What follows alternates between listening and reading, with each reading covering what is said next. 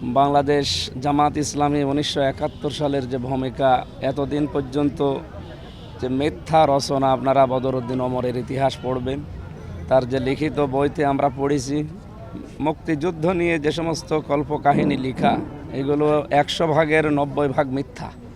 সুতরাং জামাত ইসলামী বাংলাদেশ ওই সময় যুদ্ধের বিরুদ্ধে ছিল না, তারা ছিল ভারতের বিরুদ্ধে। আমরা এইটা এখন জানছি, এতদিন আমাদেরকে এই সত্যটা জানতে দেওয়া হয়নি। সুতরাং আজকের এই বিজয় র্যালি এই কারণেই যে আমরা 1971 সালে এই দেশের স্বাধীনতার পক্ষে, তো ভারতের যে আগ্রাসন এর বিরুদ্ধে ছিলাম, এ কারণে আমাদেরকে এরা বিরোধী বানিয়ে রেখেছিল।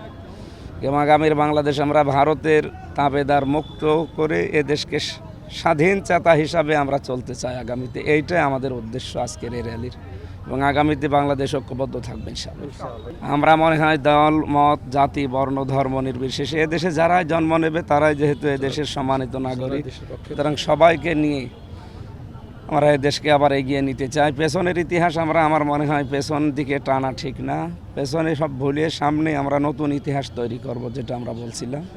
সুতরাং এখানে কোনো দল মত না থাকাই ভালো, সবাই আমরা এক বাংলাদেশি, দেশের জন্য আমরা এখন সবাই এক।